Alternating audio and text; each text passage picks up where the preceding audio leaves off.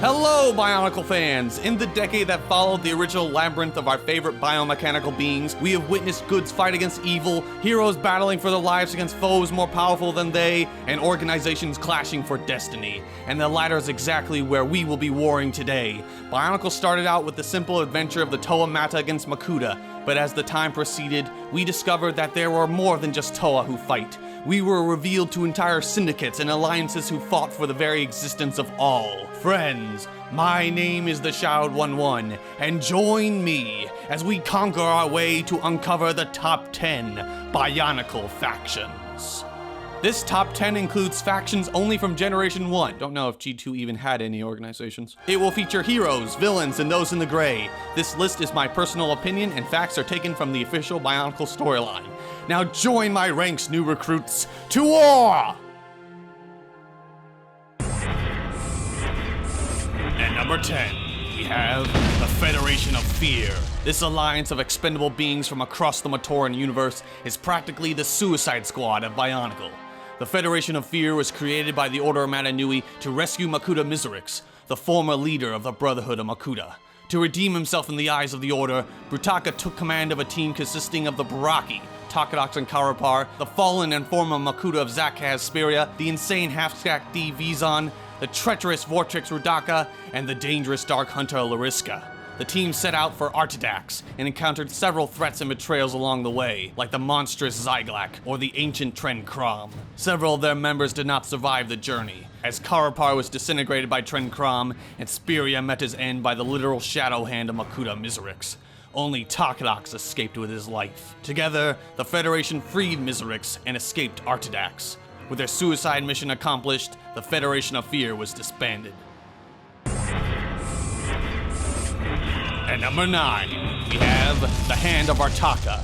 This ancient organization was the precursor to the Order of Matanui. The Hand of Artaka was founded during the newly born universe and was named after the fabled creator himself.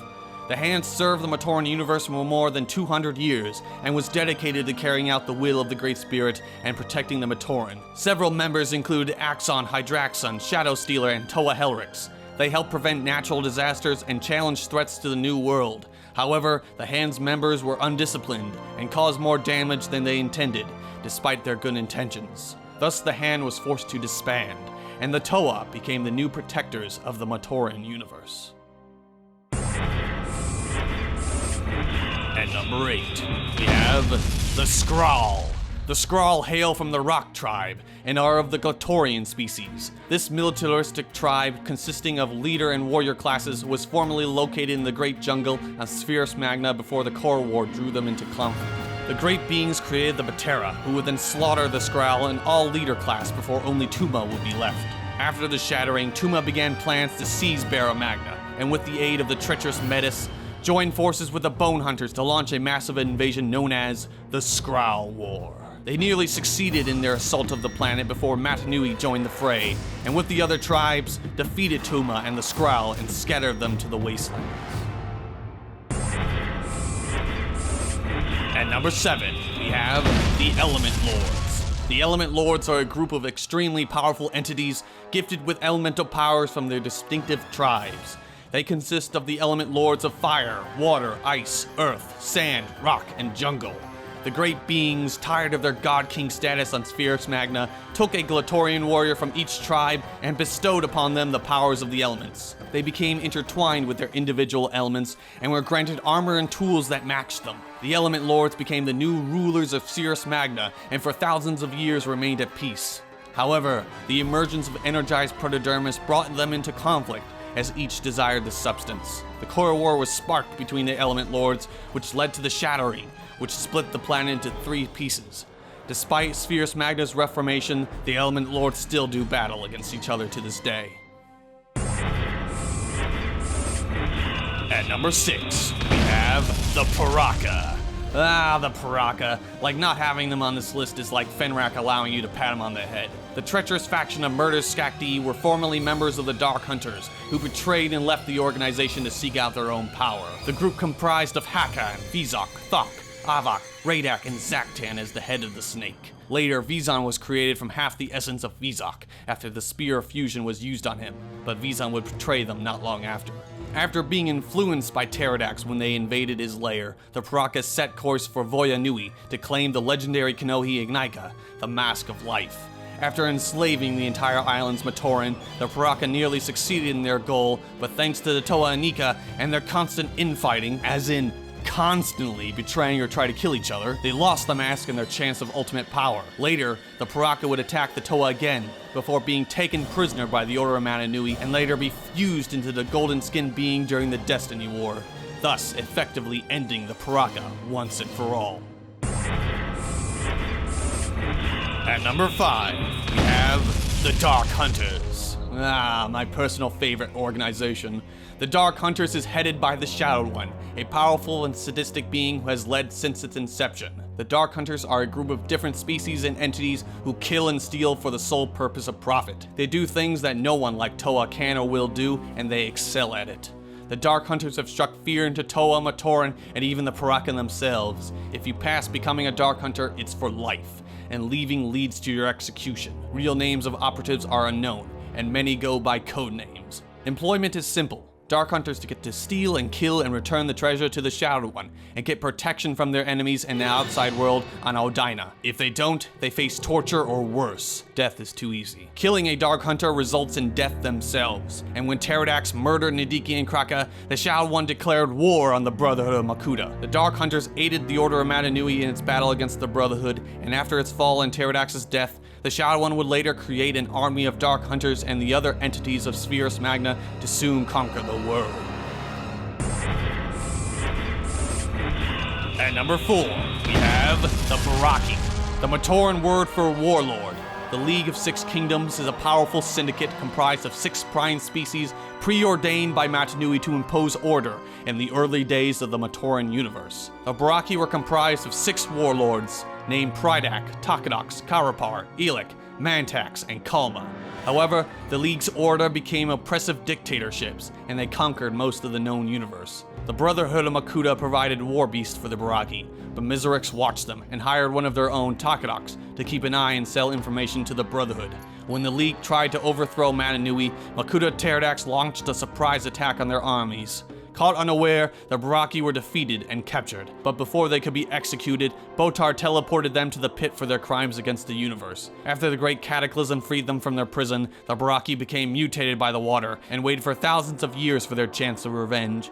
It was during the battle for the Kanohi Ignika, the Mask of Life in Mari Nui, that the League nearly got their chance. During the Destiny War, the Baraki aided the Order of Mananui against the Brotherhood, but Takadox would betray the League, and Karapar would be killed by Tren Kram. The remaining Baraki joined the Shadowed One after Pterodax's death, still plotting their conquest of the New World. At number 3, we have the Brotherhood of Makuta. The past benevolent organization formerly tasked with the creation of Rahi turned into the Matoran universe's enforcers, especially after Makuta Pterodax's defeat of the Baraki. Initially led by Miserix, the first leader of the Brotherhood, the Makuta stood for peace and order. However, the Baraki's attempt to overthrow Mananui influenced Pterodax to enact his own plans, as the Makuta had grown jealous of the praise that the Matoran gave to the Great Spirit. Pterodax betrayed Miserix and took over the Brotherhood of Makuta, and a new reign of darkness began. His initial plan was to put Mananui to sleep, and then take control of Metranui and wipe the minds of the Matoran and become their new ruler. The Brotherhood of Makuta would have complete control of the universe then. However, Pterodax's vision changed after his defeat by the Toa Metru, and he envisioned taking the Great Spirit's place and assuming control of the Mananui robot. This plan fared worst for the Brotherhood, as Pterodax would betray them all, allowing his brothers to die in Kartanui and destroying the rest that weren't killed over the millennia or by the Order of Mananui during the Destiny War. The Brotherhood was officially disbanded when Pterodax was killed by Mananui during the Battle of Barra Magna. Only Miserix remains as the last remnant of the Brotherhood of Makuta. At number 2, we have the Order of Matanui. The Order of Matanui was founded by Helrix, a Toa of Water and the first Toa ever created. A former member of the Hand of Artaka, Helrix felt the need for a secretive organization dedicated to the Great Spirit Matanui and to protect the Matoran universe for the greater good. She recruited former members of the Hand and created a basis that no Toa or Matoran could join the Order on that they had their own destinies to perform. For thousands of years, the Order prevented disasters, kept balance, and took the irredeemable to the pit, all the while keeping their existence in the dark. The Order trained the Toa Mata, assisted in the time slip, and eliminated all who knew of the island of Rataka after Makuta Kajal's raid. The Order Matanui planned to come out of hiding after the Great Cataclysm and recruited Dark Hunters and Baraki to help in their fight against the Brotherhood of Makuta and defeated them. After Pterodax took over the universe, the Order still opposed and resisted his reign. With the Makuta's death, the Order of Matanui would become the new peacekeepers of Spherus Magna. At number 1, and the greatest faction in all of Bionicle is the Great Beings, the very faction that started it all, literally, the group of enigmatic beings that created for the sheer love of creation.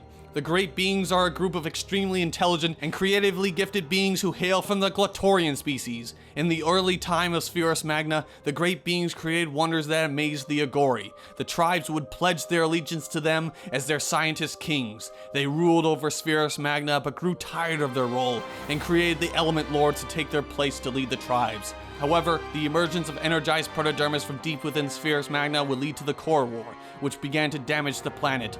Quickly, the Great Beings set off with a plan and began the creation of a giant robot named Matanui, which was sent off-world just before the shattering took place, splitting Spherus Magna into 3 pieces.